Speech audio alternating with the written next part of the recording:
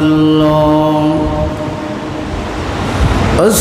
الصلاة والسلام عليك سيدي يا رحمة للعالمين أعوذ بالله من الشيطان الرجيم بسم الله الرحمن الرحيم إن الله وملائكته يصلون على النبي يا أيها الذين آمنوا صلوا عليه وسلموا تسليما صلى الله على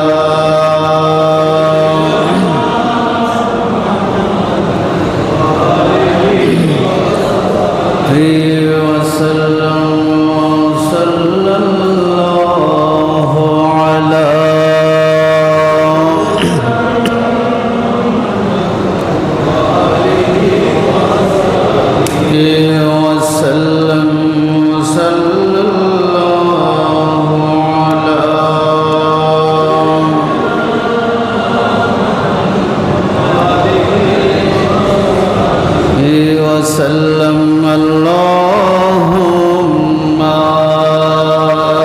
صل على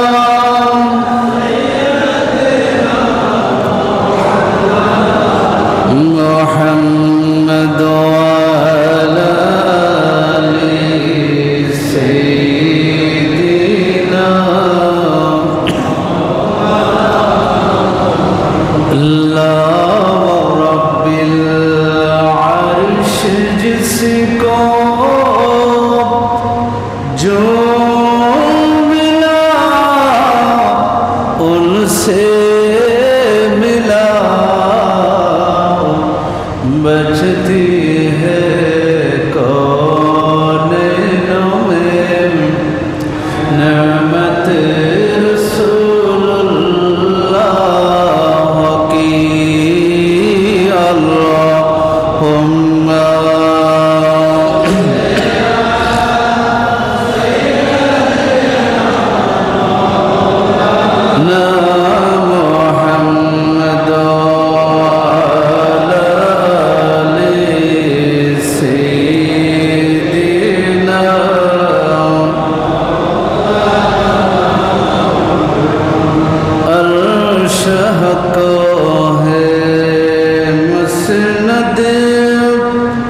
रिफ़अत रसूलुल्लाह की देखनी है हाशर में इज़्ज़त रसूलुल्लाह की अल्लाहुम्मा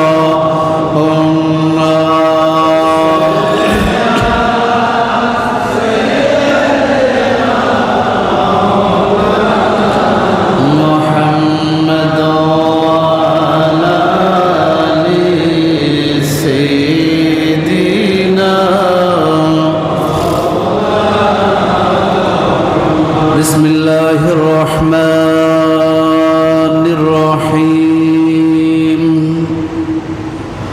वतल अलैहिम नबअ इब्नी आदम बिलहक़ इज़ क़र्रबा क़ुरबानन فتقبل من أحدهما ولم يتقبل من الآخر صدق الله مولانا العظيم وبلغنا رسوله النبي الحبيب الكريم ونحن على ذلك من الشاهدين والشاكرين رب صل وسلم وبارك عليه পবিত্র জিলহজ মাসে দ্বিতীয় জুমার নামাজ আদায় করবার উদ্দেশ্যে আগত মুআজ্জাজ মুহতারাম বাবার বয়সী মুরব্বিয়ানে কেরাম সমবয়সী বন্ধুরা শিশু কিশোর প্রাণের বন্ধুরা রাহিমানি ওয়া রাহিমাকুমুল্লাহ আসসালামু আলাইকুম ওয়া রাহমাতুল্লাহি ওয়া বারাকাতুহু রব্বুল আলামিনের পবিত্র দরবারে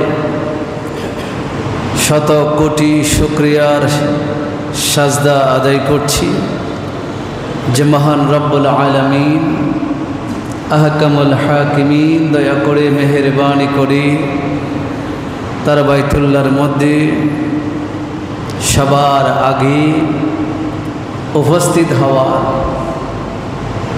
তৌফিক দান করেছেন। সকলে শুকরিয়া আদায় করে একবার পড়ি আলহামদুলিল্লাহ। সাথে সাথে আল্লাহ পাক রব্বুল আলামিনের দরবারে অসংখ্য শুকরিয়া আরও আদায় করছি যে মহান রব্বুল আলামিন আমাদের সকলকে সামর্থ্য অনুযায়ী কোরবানির পশু ক্রয় করেছি এবং সামনে ক্রয় করব। আজকে আল্লাহ যে তৌফিক দান করেছেন এই জন্য রব্বুল আলামিনের দরবারে আবার শুকরিয়া আদায় করি। সকলে পড়ি আলহামদুলিল্লাহ। অনেকে আমরা সামর্থ্য নাই এই জন্য কোরবানির পশু ক্রয় করতে পারি নাই, কিন্তু আল্লাহ তাআলা আমাদের মনে আমাদের দিলে আল্লাহর জন্য আল্লাহর নৈকট্য হাসিলের উদ্দেশ্যে কোরবানি এক সময় না এক সময় করব এই ধরনের নিয়ত আল্লাহ আমাদেরকে দান করেছেন। এই জন্য আল্লাহ তাআলার দরবারে শুকরিয়া আদায় করে আবার পড়ি আলহামদুলিল্লাহ। সম্মানিত উপস্থিতি, আজ আপনাদের সামনে কোরবানির বিষয়ে কিছু কথা সংক্ষিপ্ত সময়ে আলোচনা করব। যা আলোচনা হবে এবং গত জুমায় হয়েছে আমরা যেন আমাদের জীবনে আমল করতে পারি, আল্লাহ যেন আমাদের তৌফিক দান করেন। সকলে বলি আমিন। আমরা যেটাকে কোরবানি বলি, কোরবান এই শব্দটা আরবি ফিকহের ভাষায় শরীয়তের ভাষায় এটাকে উদুহিয়া আদহা উদুহিয়া বলা হয়। যেমন আমরা ঈদের নামাজ এটা ঈদুল আদহা এটা বলি আমরা। উদুহিয়া শব্দের অর্থ হলো উৎসর্গ করা, উৎসর্গ করা। পরিভাষায় শরীয়তের দৃষ্টিতে শাব্দিক অর্থ যেটা নির্ণয় করেছেন, যেই পশু আমরা ইসমুল লিমা ইউদাহি বিহি যেটা আমরা কোরবানি দিয়ে থাকি, যেই পশু আমরা আল্লাহর নৈকট্য হাসিলের জন্য কোরবানি দিয়ে থাকি সেটাকে উদুহিয়া শব্দ দ্বারা তাবির করা হয়, ব্যাখ্যা করা হয়। পরিভাষায় কিতাবের মধ্যে এসেছে মা ইউজবাহু মিন বাহিমাতিল আনআম ফি ইয়াউমিল আদহা ইলা আখির আইয়ামিত তাশরিক তাকাররুবান ইলাল্লাহি তাআলা। চতুষ্পদ জন্তুগুলোর মধ্য থেকে যেই প্রাণীগুলো আমাদের জন্য হালাল, ওই প্রাণীগুলোর মধ্য থেকে গরু, ছাগল, ওট, দুম্বা, ভেড়া এবং আমাদের মহিষ, এই সমস্ত প্রাণীগুলো আল্লাহর নৈকট্য লাভের উদ্দেশ্যে জবেহ করা, এটাকে উদুহিয়া বলা হয়, কোরবানি বলা হয়। এই কথাগুলো এই জন্য বলছি, ফুকাহায়ে কেরাম, মুহাদ্দিসিনে কেরাম কোরবানির সংজ্ঞা দিতে গিয়ে এখানে যে শব্দটা উচ্চারণ করেছেন তাকাররুবান ইলাল্লাহি তাআলা, আল্লাহর নৈকট্য, আল্লাহর কুরবত অর্জনের উদ্দেশ্যে, এই কথাটা এখানে সংজ্ঞার মধ্যে উল্লেখ করেছেন। আমরা জানি ডেফিনেশন যেগুলো হয়, আপনি যদি ডেফিনেশনে একটা সংজ্ঞার মধ্যে যে কথাগুলো থাকে এটা যদি পরিপূর্ণ যদি সংজ্ঞায়িত না হয় এটা পরিপূর্ণ হয় না, অর্ধেক হয়, লেজ কাটা হয়। তো এই সংজ্ঞার মধ্যে পশু কোরবানি দেওয়া, জবেহ করা, সেটার পাশাপাশি এই কথা উল্লেখ আছে তাকাররুবান ইলাল্লাহি তাআলা, আল্লাহর নৈকট্য অর্জনের উদ্দেশ্যে দুটি বিষয় উল্লেখ করে দেওয়া হয়েছে। একটা হচ্ছে পশু জবেহ করা, আর একটা হচ্ছে আল্লাহর নৈকট্য অর্জন করা। এই দুইটা জিনিস যেখানে পাওয়া যাবে সেটাই কোরবানি হবে। এই দুটি জিনিস যেখানে পাওয়া যাবে না সেখানে কোরবানি হবে না। কোনো মানুষ পশু জবাই করতে পারে নাই, কিন্তু নিয়ত আছে আমি আল্লাহর নৈকট্য অর্জন করতে চাই, সেটাকে কোরবানি বলা যাবে? কোরবানি বলা যাবে? সেটাকে কোরবানি বলা যাবে না, কারণ পশু জবে হয় নাই। আবার কোনো মানুষ অনুরূপভাবে পশু জবে করেছে কিন্তু নিয়ত দিলের মধ্যে কথা উল্লেখ নাই আল্লাহর নৈকট্য হাসিলের জন্য, আল্লাহর রেজামন্দে হাসিলের জন্য, সে কথা উল্লেখ নাই। সেটা যদি না থাকে তখন সেটাও কি হবে না, কোরবানি হবে না। দুটি বরাবর লাগবে। দুটি যখন একসাথে উপস্থিত হবে তখন সেই মানুষের এটা কোরবানি হবে। এই জন্য আমাদের খেয়াল করতে হবে পশু জবাইয়ের পাশাপাশি আমাদের নিয়তের মধ্যে থাকতে হবে দুনিয়ার কাউকে দেখানো নয়, বরং আল্লাহ পাক রব্বুল আলামিনের নৈকট্য হাসিল করা, রেজামন্দি হাসিল করা। ওটা যদি বন্দার অন্তরে থাকে, বন্দার বিশ্বাসে থাকে, বন্দার আমলে যদি থাকে, তখন আপনি ছাগল দিয়ে কোরবানি করলো, সেই কোরবানি আল্লাহর দরবারে কি হয়ে যাবে? কবুল হয়ে যাবে। এই জন্য এই বিষয়গুলো আমাদেরকে খেয়াল করতে হবে। সাহাবায়ে কেরাম নবী করিম সাল্লাল্লাহু আলাইহি ওয়াসাল্লামের কাছে জানতে চেয়েছেন যে কোরবানি এটা আবার কি জিনিস, কোরবানিটা কি? যায়েদ বিন আরকাম রাদিয়াল্লাহু তাআলা আনহু তিনি হাদিস বর্ণনা করেছেন। তিনি বলেন ক্বালা আসহাবু রাসূলিল্লাহ সাল্লাল্লাহু আলাইহি ওয়াসাল্লাম, নবীর সাহাবায়ে কেরাম বললেন ইয়া রাসূলুল্লাহ মা হাযিহিল আদাহি, ইয়া রাসূলুল্লাহ যে কোরবানির কথা আপনি বলছেন সেই কোরবানিটা কি, কোরবানির বিষয়টা কি? নবী করিম সাল্লাল্লাহু আলাইহি ওয়াসাল্লাম সাহাবীদেরকে উত্তর দিয়েছেন, এভাবে দেন নাই যে একটা হালাল পশু জবে করা, মাংস পাক করে খাওয়া, এটা কোরবানি, একথা আল্লাহ রাসূল সাল্লাল্লাহু আলাইহি ওয়াসাল্লাম সাহাবীদেরকে উত্তরে বলেন নাই। এই যে হাদিস আমরা পড়ি, আসলে হাদিসগুলো কোন ধারাবাহিকতায় বর্ণিত হয়েছে এটা আমরা বুঝি না। রাসূল সাল্লাল্লাহু আলাইহি ওয়াসাল্লাম বলতেন যে কোরবানি কি, নবীজি বলতেন একটা পশু ক্রয় করে নিয়ে এসে তোমার চয়েস মতে এটাকে জবে করা, আল্লাহু আকবার বলে জবে করা, মাংসগুলো 3 ভাগ করে, 1 ভাগ তোমার জন্য, 1 ভাগ ফকির মিসকিনের জন্য, 1 ভাগ আত্মীয় স্বজনের জন্য এভাবে দিয়ে দেওয়া, এটাকে কোরবানি বলে। রাসূল সংজ্ঞার মধ্যে একথা বলেন নাই, এটা সংজ্ঞার ভিতরে নেই। যেটাকে ডেফিনেশন, মূল সংজ্ঞা কোরবানি কাকে বলে, এটার ক্ষেত্রে নবী করিম সাল্লাল্লাহু আলাইহি ওয়াসাল্লাম উত্তর দেওয়ার সময় বলেছেন ক্বালা সুন্নাতু আবিকুম ইব্রাহিম, জোরে বলি সুবহানাল্লাহ। কোরবানি হলো তোমাদের পিতা হযরতে ইব্রাহিম আলাইহিস সালামের একটা সুন্নাত, একটা তরিকা অনুসরণ করা, জোরে বলি সুবহানাল্লাহ। এখন পশু জবে করতে হবে কিনা সেটা রাসূল বলেন নাই। রাসূল বলছেন এটা কোরবানি হলো তোমাদের পিতা হযরতে ইব্রাহিম আলাইহিস সালামের একটি সুন্নাত। এখন আসি ইব্রাহিম আলাইহিস সালাম সেই সুন্নাতটা কিভাবে আদায় করেছিলেন।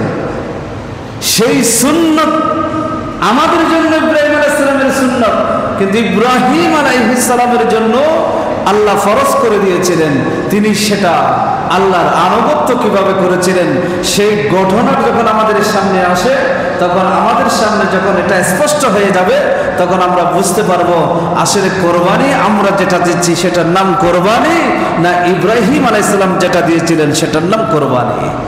আমরা এগুলো যখন খেয়াল করি তখন দেখি আসলে আমরা যা করছি এগুলো আল্লাহর দরবারে পৌঁছা তো দূরের কথা, আল্লাহ আমাদের কোরবানির দিকে একটা নজর পর্যন্ত দিচ্ছে কিনা সেটার মধ্যে সন্দেহ। হযরতে ইব্রাহিম আলাইহিস সালামের কোরবানির কথা বললেন আল্লাহ রাসূল সাল্লাল্লাহু আলাইহি ওয়াসাল্লাম। সাহাবায়ে কেরাম আবার জিজ্ঞেস করলেন, ফামা লানা ফিহা ইয়া রাসূলুল্লাহ। ইব্রাহিম আলাইহিস সালামের জন্য আল্লাহ ফরজ করেছিলেন, আল্লাহর হুকুম ছিলেন, তা আমরা ইব্রাহিম আলাইহিস সালামের সুন্নাহ আদায় করব, অনুসরণ করব, তাহলে আমাদের জন্য আমাদের আমলনামায় আমাদের নসিবে আল্লাহ তাআলা কি দান করবেন, আমাদের জন্য কি আছে এখানে। সাহাবায়ে কেরাম জিজ্ঞেস করলেন, নবী করিম সাল্লাল্লাহু আলাইহি ওয়াসাল্লাম বললেন, ক্বাল বিকুল্লি শাআরাতিন হাসানা।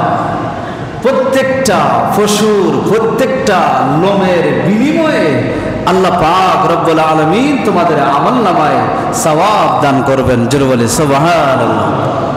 এখানে নবীজি বলতে পারতেন এক একটা গরুর মধ্যে যত কেজি মাংস হবে, যত কেজি মাংস তুমি গোশত তুমি দান করবে, যতগুলো মানুষকে তুমি খাওয়াবে, ততগুলো পরিমাণ সওয়াব তোমার আমলনামায় যোগ করা হবে।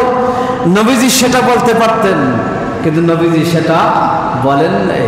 নবীজি বললেন, সাহাবারা জিজ্ঞেস করলেন সওয়াব কি আমাদের জন্য, আমাদের জন্য কি আছে, আমাদের বেনিফিটটা কি, আমাদের লাভটা কি। তখন নবী বললেন, যেই পশু তুমি জবে করবা সেই পশুর গায়ে যতগুলো লোম আছে প্রত্যেকটা লোমের বিনিময়ে তোমার আমলনামায় সওয়াব দান করা হবে। জোরে বলে সুবহানাল্লাহ। একটু চিন্তা করে দেখেন, নবীজি এমন একটা উপমা দিলেন, যেই লোম সেই লোমগুলো মানুষ খাইতে পারে না, যেই লোমগুলো মানুষ ব্যবহার করতে পারে না, গরু মহিষের সেই লোমগুলো দেখা যায় না, নিতে পারে না, এমন লোমের কথা রাসূল বললেন। অথচ এটা আমাদের কাছে কোনো দামই না, আমাদের কাছে দামে হচ্ছে মাংস গোশত। রাসূল সেইটার সাথে তুলনা না দিয়ে নবীজি লোমের সাথে তুলনা দিলেন। নবীজি আমাদের মস্তিষ্ককে ফিরিয়ে দিলেন, তুমি খেয়াল করতেছো গোশতের দিকে, তোমার নজর হচ্ছে মাংসের দিকে, তোমার নজর হলো কত স্বাদ হবে সেটার দিকে, কিন্তু আমার রাসূল বলছেন আল্লাহর নজর তোমার সেই মাংসের দিকে নয়, আল্লাহর নজর তুমি কত বড় পশু কিনেছো সেটার দিকে নয়, আল্লাহর দৃষ্টি হচ্ছে তুমি যেই পশু কিনেছো সেই পশুর যতগুলো লোম আছে সেই লোমের দিকে। লোম হিসাব করে করে আল্লাহ পাক রব্বুল আলামিন বান্দার আমলনামায় সওয়াব লিপিবদ্ধ করে দিবেন। জোরে বলে সুবহানাল্লাহ। আল্লাহ খেয়াল করছেন কি, নবী খেয়াল করছেন কি, আর আমাদের দিমাগে আছেটা কি একটু চিন্তা করে দেখেন। সাহাবায়ে কেরাম জিজ্ঞেস করলেন, ইয়া রাসূলুল্লাহ, অনেকে আমাদের প্রশ্ন আসে, আমি 3 লক্ষ 4 লক্ষ টাকা দিয়ে গরু কিনলাম, এত বিশাল গরু কিনলাম, আর অনেকে আছে একটা ভেড়া ছাগল দিয়ে কোরবানি দিল, তাহলে এই যে ভেড়া ছাগলের মধ্যে তো লোম বেশি। নবী করিম সাল্লাল্লাহু আলাইহি ওয়াসাল্লামের কাছে জিজ্ঞেস করলেন, ইয়া রাসূলুল্লাহ, যে ফামাসসাউফ ভেড়ার যেই লোমগুলো আছে এখানে তো অনেকগুলো লোম আছে, তাহলে এখানে কি হবে? নবী করিম সাল্লাল্লাহু আলাইহি ওয়াসাল্লাম সেটার উত্তর দিলেন, বিকুল্লি শাআরাতিন মিনাস সাউফি হাসানা। নবী বললেন, একটা ভেড়া যদি কোরবানি দাও, ওই ভেড়ার গায়ে যতগুলো লোম আছে তত পরিমাণ সওয়াব তোমার আমলনামায় লিপিবদ্ধ করে দেওয়া হবে। জোরে বলেন না সুবহানাল্লাহ। বুঝতেছেন, আমাদের চিন্তাধারা যেখানে, আল্লাহর চিন্তা আল্লাহর নজর, আমার নবীর নজর সেখানে নাই। আর নবীর নজর যেখানে, আল্লাহ যেটা চাচ্ছেন সেখানে কিন্তু আমাদের দৃষ্টি সেখানে নাই, আমাদের দৃষ্টি অন্য জায়গায়। তাহলে আল্লাহ যেটা চাচ্ছেন সেটা যখন আমরা চাচ্ছি না, আর আমরা যেটা চাচ্ছি সেটা যখন আল্লাহ চাচ্ছে না, তাহলে বান্দা ওই অবস্থায় যখন কোরবানি করবে, আপনি ক্যালকুলেট করেন, হিসাব করে দেখেন, তখন কোন বান্দার কোরবানি আল্লাহর দরবারে কি হচ্ছে না, কবুল হচ্ছে না। এই জন্য এগুলো বিষয়গুলো আমাদেরকে খেয়াল করতে হবে। হযরতে এই যে কোরবানি যেটা আমাদের কাছে আসলো, এটার যে ইতিহাস, পৃথিবীতে সর্বপ্রথম যে ইতিহাস আমরা দেখতেছি যে কোরবানিটা আসলো, এই কোরবানি আসলো আদম আলাইহিস সালামের 2 সন্তান থেকে। এটা আমরা সকলে জানি। সেই 2 সন্তানের কথাগুলো আমি বিগত জুমার মধ্যে, এর আগের জুমার মধ্যে বলেছিলাম। কাবিল এবং হাবিল, এই 2 জন কোরবানি সর্বপ্রথম দিয়েছিল। একজনের কোরবানি আল্লাহর দরবারে কবুল হয়েছিল, অন্য জনের কোরবানি কি হয় না, আল্লাহর দরবারে কবুল হয় না। এটা আমরা সবাই সকলে জানি। এখানে একটা বিষয় আমাদেরকে খেয়াল করতে হবে, পৃথিবী সৃষ্টির আগে আল্লাহ যখন আদমকে সৃষ্টি করেছেন, ইন্নী জাইলুন ফিল আরদি খলিফা, পৃথিবীতে আমি খলিফা বানাবো, এই কথা বলে যখন আল্লাহ আদমকে সৃষ্টি করলেন, আদমের বাম পাজরের হাত থেকে মা হাওয়া আলাইহিস সালামকে সৃষ্টি করলেন, 2 জনকে জান্নাতে রাখলেন। তার আগে থেকে ইবলিসের সৃষ্টি ছিল, কারণ মানুষ সৃষ্টির আগে জিনদের সৃষ্টি ছিল। সেই জিনদের মধ্যে সমস্ত জিনদেরকে হত্যা করা হয়েছিল। তাদের মধ্যে সুন্দর ফুটফুটে চেহারার একটা সন্তান যার নাম ইবলিস, সে জান্নাতে, সে আল্লাহর সৃষ্টি জগতের মধ্যে ছিল, সে মুআল্লিমুল মালায়েকা হয়েছিল, ফেরেশতাদের শিক্ষক ছিল। কিন্তু আদম এবং হাওয়া এই 2 জনকে সৃষ্টি করলেন। আদমকে যখন সিজদা করার জন্য ইবলিসকে বলা হলো, তখন সর্বপ্রথম আল্লাহর আইনের প্রতি বিদ্যাঙ্গুলি প্রদর্শন করেছিল। সে সর্বপ্রথম পৃথিবীতে আল্লাহর সৃষ্টি জগতের মধ্যে সেই ঊর্ধ্ব গগনে সর্বপ্রথম যে আল্লাহর আইন অমান্য করেছিল, নির্দেশ অমান্য করেছিল, সে ছিল ইবলিস। সে ছিল কে? ইবলিস। এখনো পৃথিবীর জমিনে আল্লাহ পাক রব্বুল আলামিন যতগুলো আইন বাস্তবায়ন করার জন্য হুকুম করেছেন, কোরআন দিয়েছেন, নবীর মাধ্যমে দিয়েছেন, এই আইনের প্রতি যদি কেউ বৃদ্ধাঙ্গুলি প্রদর্শন করে, কেউ যদি এগুলো অবাধ্য হয়, কেউ মানতে না চায়, সে সর্বপ্রথম আল্লাহর সৃষ্টির মধ্যে আল্লাহর আইন অমান্য করেছিল যেভাবে ইবলিস, সে দুনিয়াতে মামাত হয়ে সে ইবলিসের কাতারে শামিল হয়ে যাবে। এটা সর্বপ্রথম করেছিল ইবলিস।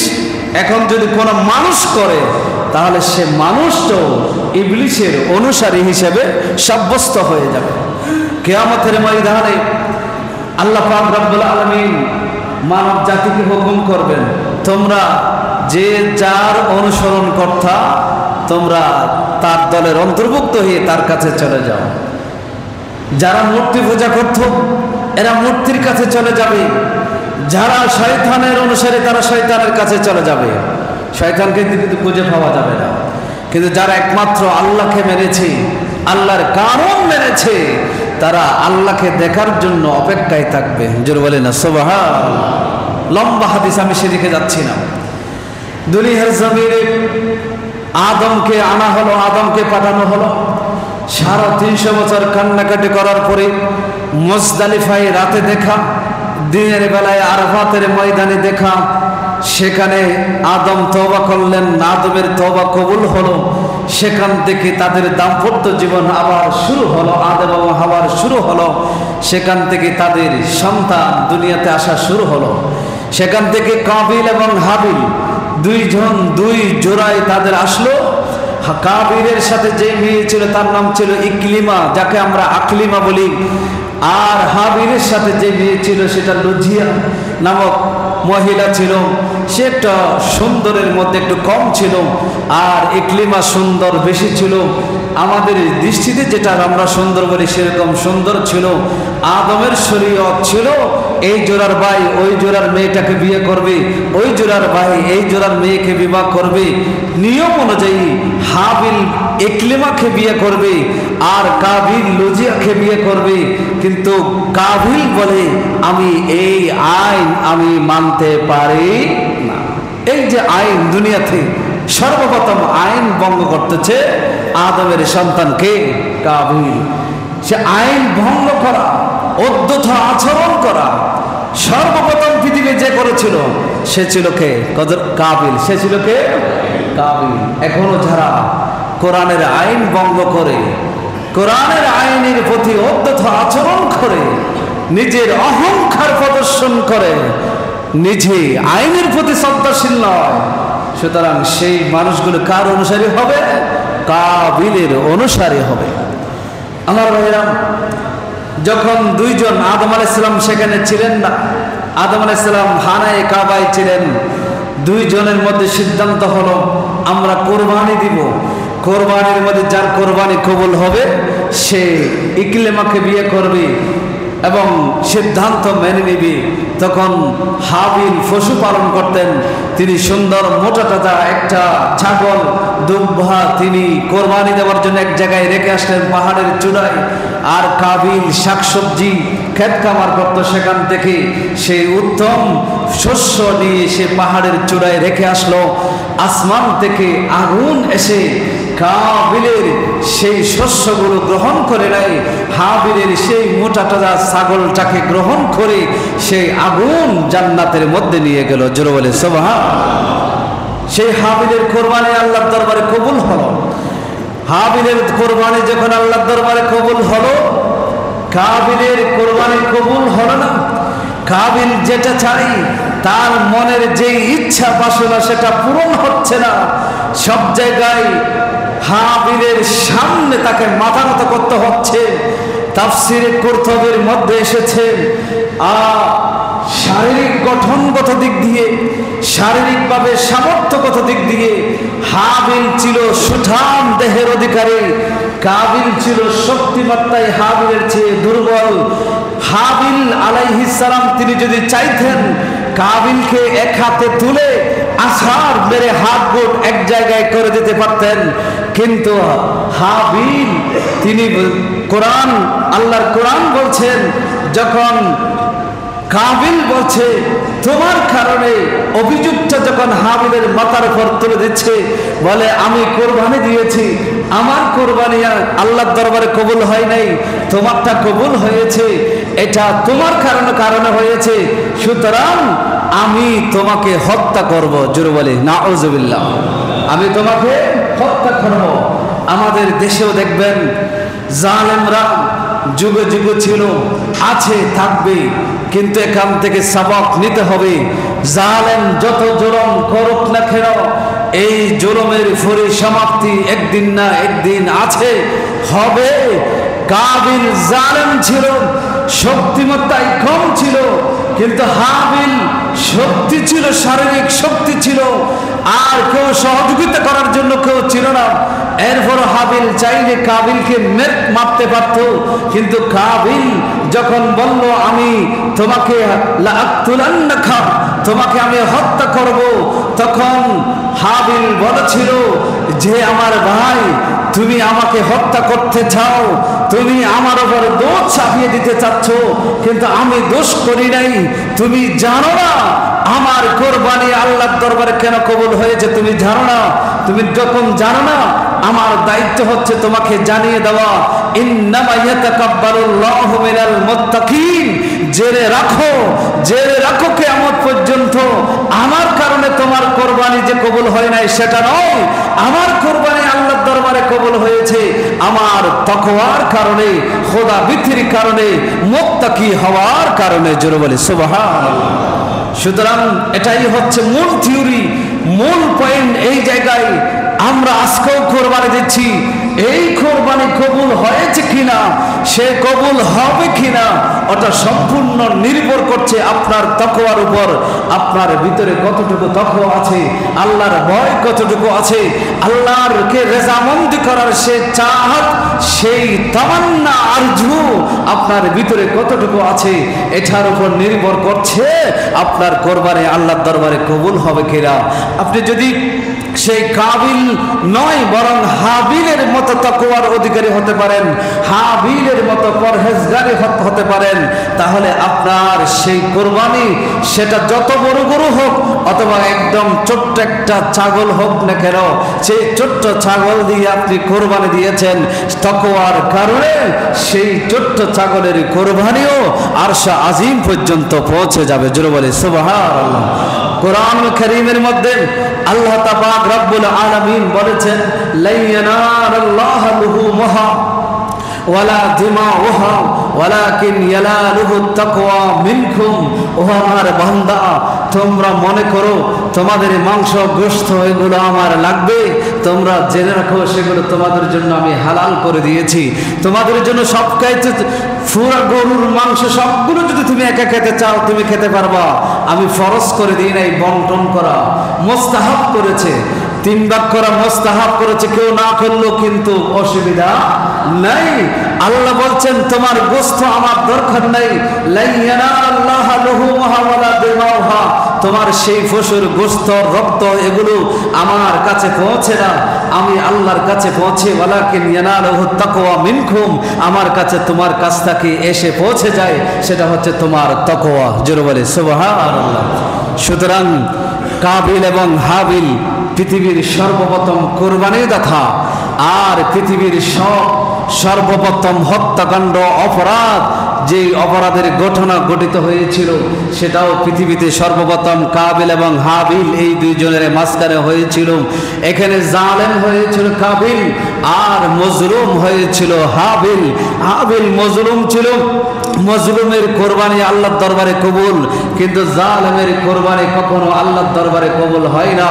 এখনো দুনিয়াবি স্বার্থের কারণে আমি বলবো, আপনারা অনেকে রাগ করতে পারেন, কিন্তু বলার দরকারের জন্য বলে যাচ্ছি। আমরা আমার উপর রাগ করতে পারেন, কোনো অসুবিধা নেই। এখনো যাদের ভিতরে এই ধরনের স্পৃহা আছে, আপনার মতের সাথে মিলে নেই, আপনি বললেন তোমাকে বাড়ি থেকে উচ্ছেদ করব, তোমাকে মেরে ফেলবো, তোমাকে কেটে ফেলবো, জেলে ভরে দিব, এই ধরনের মানসিকতা যাদের অন্তরে আছে, আমার মতামতের সাথে মিলে নেই, এই জন্য আমি তাকে শাস্তি দিব, আইন হাতে তুলে নিব, এই ধরনের মন মানসিকতা যাদের আছে, তোমাকে ক্ষতিগ্রস্ত করব, ক্ষতির সম্মুখীন তোমাকে করে দেব, এই ধরনের মন মানসিকতা যাদের আছে, আপনি তো নিজেই নিজেকে জালেমের কাতারে নিয়ে যাচ্ছেন, যেটা কাবিল করেছিল। অনুরোধ করব, এই ধরনের যদি মন মানসিকতা থাকে সেগুলো থেকে ফিরে আসেন। আপনাদের জন্য মায়া হয়, কেন আপনারা জেনে শুনে কাবিলের কাতারে চলে যাবেন? কেন আপনারা জেনে শুনে হাবিলের কাতারে না গিয়ে কাবিলেরই সঙ্গে হবেন? এটার জন্য আমি চাই না, আমার যতটুকু দায়িত্ব সেখান থেকে আমি চাই আমরা সকলেই হাবিলের অনুসারী হই, কাবিলের অনুসারী যেন আমরা না হই। আমরা চাই পরস্পর ভাই হয়ে একত্রবদ্ধভাবে আমরা থাকতে চাই, ভাই হয়ে বন্ধুত্বের হাত বাড়িয়ে দিয়ে আমরা থাকতে চাই। আমরা জালেম হিসেবে নিজের নামটাকে, ওই জালেমের নাম শুনলেই আল্লাহর আরশ পর্যন্ত কেঁপে ওঠে, সেই জালেমকে অভিশাপ দেওয়ার জন্য, যেই জালেমের বিরুদ্ধে দোয়া করলে দোয়ার মাঝখানে কোনো পর্দা থাকে না, আল্লাহর আরশে সরাসরি পৌঁছে যায় যেই বদদোয়া, ওই ধরনের জালেম আপনারাও হইেন না, আমরা হতে চাই। কথা বুঝতেছেন আপনারা? রাগ করেছেন কেউ? আল্লাহর ওয়াস্তে এখানে আপনাদের সাথে আমার কোনো সম্পর্ক, দুনিয়াতে কোনো সম্পর্ক নেই। এই মসজিদে আমি আছি, যতদিন যত কথা বলবো সবগুলো বলবো ইসলামের ওয়াস্তে, শুধুমাত্র ইনসাফ এটার জন্য বলবো। এখানে আপনাদের সাথে আমার কোনো টাকা পয়সা, দুনিয়াবি জায়গা জমি এগুলোর সাথে আমার কোনো সম্পর্ক এখানে কারোর সাথে নেই। সুতরাং এখানে কেউ আমাকে টাকা দিয়ে চাইলেও বলাতেও পারবে না, টাকার জন্য আমি লালিত নই, আমি টাকার কাছে বিকৃত নই। সুতরাং আমি এই কথা বলতে চাই, যদি জুলুম করার যদি সেই মানসিকতা থাকে, আপনি কাবিলের কাতারে চলে যাবেন। এখান থেকে আজকের কোরবানি থেকে আমাদের শিক্ষা, আমরা জালেম হব না, জুলুম করব না, মজলুমের কাতারে সবসময় থাকবো, মজলুমকে সহযোগিতা করব, মজলুমের পাশে থাকবো।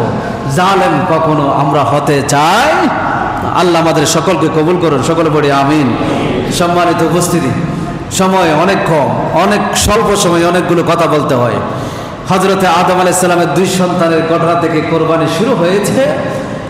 হযরতে ইব্রাহিম আলাইহিস সালাম এখানে এসে কোরবানি পূর্ণাঙ্গ রূপ নিয়েছে। সেখানে কাবিল এবং হাবিলের মাঝখানে যে কোরবানি ছিল সেটা ফরজ ওয়াজিব কিছুই ছিল না, এটা তাদের ইচ্ছা ছিল। তারা নিজেদের ভাগ্য পরীক্ষা করার জন্য, আল্লাহর আইন কার পক্ষে যায় সেটাকে জাস্টিফাই করার জন্য তারা করেছিল। কিন্তু সেটা পরিপূর্ণ হয়েছে হযরতে ইব্রাহিম আলাইহিস সালামের জীবনীতে আছে। আল্লাহর কোরআন বলছেন ফালাম্মা বালাগা মাহু সাইয়া, হযরতে ইসমাঈল আলাইহিস সালাম মক্কার জমিনে তাকে বনবাস দেওয়া হয়, কোনো মানুষ ছিল না।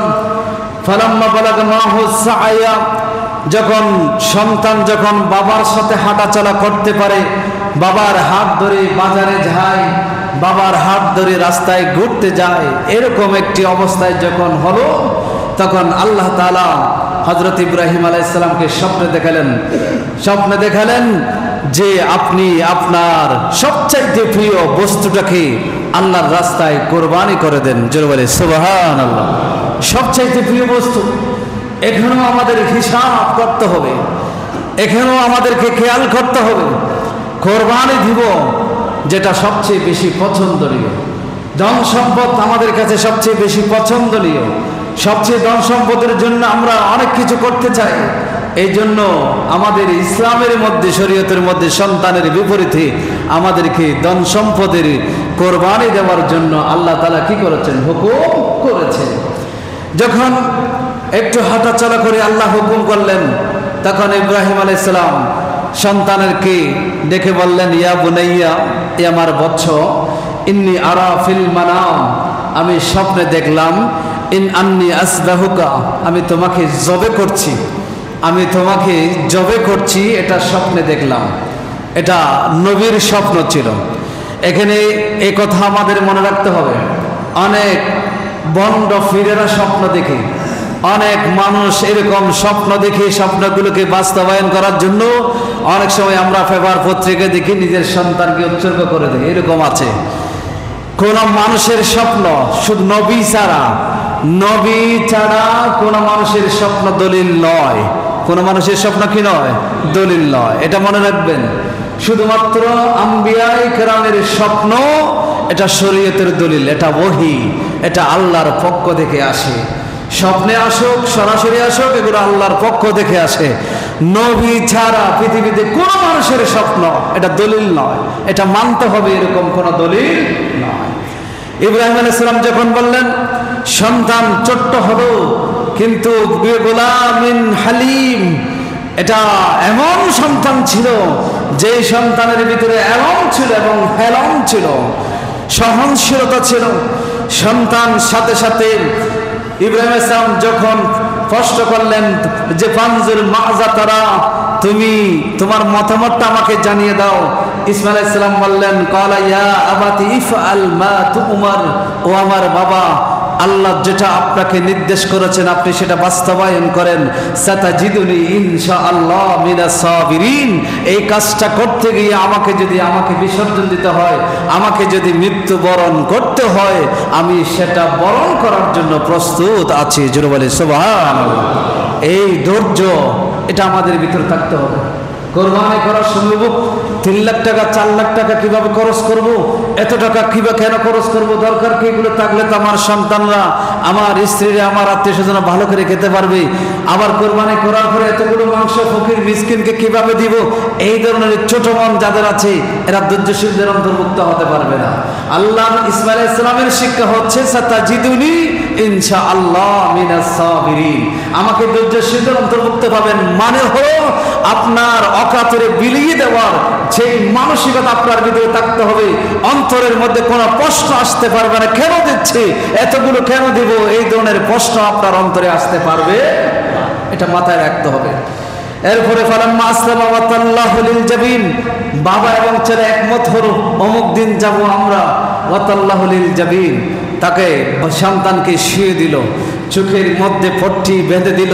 ইসমাইল আলাইহিস সালাম বললেন, বাবা আমার চেহারা যদি আপনি দেখেন আপনার দয়া আসতে পারে, আপনি জবে করতে পারবেন না, আপনি একটু কাজ করেন, আপনার চোখের মধ্যে একটা পট্টি বেঁধে দেন, কাপড় বেঁধে নেন, আর আমাকে উপুট করে শুয়ে দেন, উপর দিকে আপনি জবে করবেন, এদিকে জবে করবেন না, আমার চেহারা যেন আপনার চোখের সামনে বেশি না উঠে, এভাবে করেন। কি খেলা আল্লাহ আশা জিন থেকে দেখছেন। এই যে ইব্রাহিম আলাইহিস সালাম ছুরি চালাচ্ছে, ইসমাইল আলাইহিস সালাম কিন্তু জবে হয় না।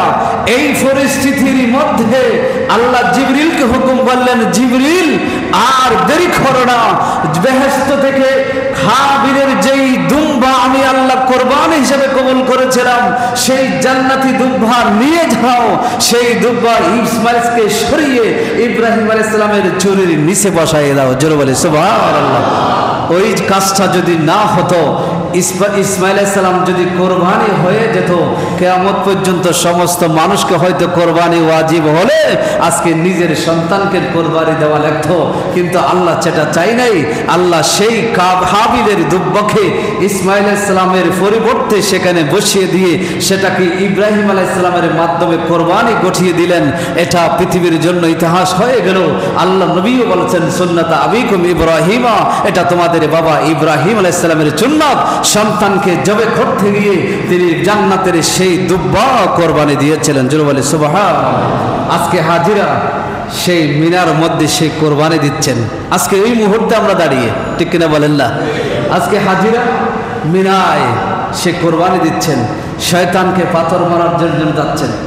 যেই শয়তানকে পাথর খেয়ে মেরেছিল হযরত ইব্রাহিম আলাইহিস সালাম ইসমাইল আলাইহিস সালামকে কোরবানি দেওয়ার জন্য নিয়ে যাচ্ছিলেন, শয়তান পিছন থেকে ধোঁকা দিয়েছিল, ইসমাইল আলাইহিস সালামকে কুপরামর্শ দিচ্ছিল, তুমি জানো না তোমার বাবা তোমাকে জবে করার জন্য নিয়ে যাচ্ছে। এই যে পরামর্শগুলো দিচ্ছিল, এই জন্য ইব্রাহিম আলাইহিস সালাম পাথর নিয়ে শয়তানকে সেখানে নিক্ষেপ করেছিল, শয়তানকে তাড়িয়ে দিয়েছিল। সেই সুন্নাতটা আজকে হাজিরা এখন আদায় করছেন। মিনাতে কোরবানি দিয়েছেন, ইব্রাহিম আলাইহিস সালামের সেটাও আদায় করেছেন, এবং শয়তানকে পাথর ইব্রাহিম আলাইহিস সালাম মেরেছিলেন, সেই সুন্নাতটা এখন হাজিরা কি করছেন? আদায় করছেন। আল্লাহ আমাদের সকলকে সেখানে যাওয়ার তৌফিক দান করে, সকলে বলি আমিন। আল্লাহ পাক রব্বুল আলামিন বলছেন, ওয়ানাদাইনাহু আইয়া ইব্রাহিম, আল্লাহ বলেন আমি ইব্রাহিমকে ডাক দেন, ও আমার ইব্রাহিম, ও আমার খলিল, আমার বন্ধু, তুমি যেটা স্বপ্নে দেখেছো, কথা সাদ্দাক্তার রুইয়া, আপনি যেটা দেখেছেন সেটা সত্য দেখেছেন, আপনি যেটা দেখেছেন সেটা বাস্তবিকই দেখেছেন, এটা সত্য স্বপ্ন ছিল, কিন্তু আমি আল্লাহ আপনার কলিজার টুকরা সন্তানকে জবে করতে দেব না। ইন্না কাযালিকা নাজিজিল মুহসিনিন, যারা আমার নির্দেশ পাওয়া মাত্র আর দ্বিধাবোধ করে না পালন করতে গিয়ে, তাদেরকে আমি এই রকম সৎকর্মশীল যারা হবে আমি আল্লাহ তাদেরকে উত্তম প্রতিদান দান করব। জোরে বলে সুবহানাল্লাহ। এই যে কথা, এই কোরআনের আয়াত ইন্না কাযালিকা নাজিজিল মুহসিনিন, এটা অনেকবার এসেছে কোরআনের মধ্যে, কয়েকবার এসেছে। এই যে আয়াত, এটার তাফসীর যখন দেখতে যায় সেখানে দেখা যায় কিয়ামত পর্যন্ত এরকম ইব্রাহিম এবং ইসমাইল আলাইহিস সালামের পর্যন্ত যে দ্বিধা দ্বন্দ্ব না করে একনিষ্ঠভাবে ইখলাসের সাথে যারা আল্লাহর হুকুম পালন করবে, কিয়ামত পর্যন্ত আল্লাহ তাদেরকে সেই প্রতিদান দেওয়ার প্রতিশ্রুতি এই আয়াতের মাধ্যমে আল্লাহ বান্দাদেরকে দিয়েছেন। জোরে বলে সুবহানাল্লাহ। সুতরাং কোরবানি করব, যারা কিনেছেন নিয়তটাকে শুদ্ধ করে ফেলেন, দুনিয়ার কাউকে দেখানোর জন্য নয়, শুধুমাত্র কার জন্য?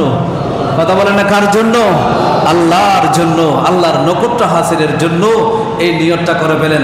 সাথে সাথে আমরা যেই নিয়তটা করি যে আমার নামে কোরবানি, নামে নয় কোরবানিটা, এটা আসলে আমাদের ইসতিলাহ পরিভাষাগত ভুল। অনেক সময় ভুলগুলো শুদ্ধ, তারপরও শুদ্ধ করে নেবেন যে আমার নামে নয়, আমার পক্ষ থেকে, আব্দুর রহমানের পক্ষ থেকে আল্লাহর নামে কোরবানি, আব্দুর রহিমের পক্ষ থেকে আল্লাহর নামে কোরবানি, এই ধরনের শুদ্ধ করবেন। সাথে সাথে একটু সময় নিয়ে একটা মাসালা আপনাদেরকে বলে দিই। অনেক ভাইয়েরা এই প্রশ্নটা আজকে মিডিয়ার মধ্যে বিভিন্ন জায়গায় আসছে যে 5 ভাই আছে, 4 ভাই আছে, এই ভাইগুলোর মধ্যে সমানভাবে টাকা দিতে পারে না, কেউ 10,000 টাকা দেয়, কেউ 20,000 টাকা দেয়, কেউ 40,000 টাকা দিয়েছে। তাহলে এইভাবে যদি সবগুলো টাকা এক জায়গায় করে যদি কোরবানি করে, তাহলে কোরবানি হবে কিনা? কিতাবের ফিকার কিতাবের মধ্যে এসেছে, এটার অনেকগুলো সূরত আছে। একটা সূরত যেটা ফিকার কিতাবের মধ্যে এসেছে, ফতোয়া শামী সহ অনেকগুলো কিতাবই এসেছে। সব ভাইয়েরা মিলে যদি এরকম টাকা দিয়ে একটা গরু ক্রয় করে তাহলে কোরবানি করলে, এবং সবাই যদি বিত্তরাজি থাকে, সবাই যদি রাজি থাকে, যে বেশি দিয়েছে সেও রাজি সন্তুষ্ট, যে কম দিয়েছে সেও সন্তুষ্ট, বন্টনের মধ্যে সমান সমান ভাগ করবে, কোনো ঝগড়া করবে না, এরকম যদি হয় তাহলে সেই কোরবানি কি আছে? জায়েজ আছে, এই ধরনের কোরবানি করা যাবে। তবে মুফজি ইলাল তানাজু, যেখানে ঝগড়া আছে ইসলাম সেখানে নাই, যেখানে মারামারি আছে সেখানে ইসলাম নাই। যদি ফাঁস ভাই দিলাম, বলে তুমি কম দিয়েছ, কম মাংস নেবে, আমি বেশি দিয়েছি, বেশি নেব, এই ধরনের ঝগড়া যদি হয় তখন সেটা ইসলাম কখনো কি দেয় না? অনুমোদন দেয় না। আরেকটা বিষয়, যদি আপনাদের এরকম অনেক বাইরে আছে, বাইরা সবাই আলাদা আলাদা, কিন্তু মা বাবা যে কোনো একজনের ঘরে থাকে, আপনারা যদি এরকম না পারেন তাহলে একটা হিলা করা যায়, সব টাকাগুলো মায়ের হাতে তুলে দিবেন, সব ভাইয়েরা মিলে যে বাবা পারে তুলে দিল, মা কি করলো অথবা বাবা কি করলো, বাবা মা সন্তানদের পক্ষ থেকে একটা গরু কিনে কি দিল? কোরবানি দিল, তখনও কি হয়ে যাবে? কোরবানি আদা হয়ে যাবে। এভাবে চাইলে আপনারা কোরবানি করতে পারেন। আল্লাহ পাক রব্বুল আলামিন হাকামুল হাকিমিন আমাদের সকলকে কবুল করুন, সকলে বলি আমিন। সম্মানিত উপস্থিতি।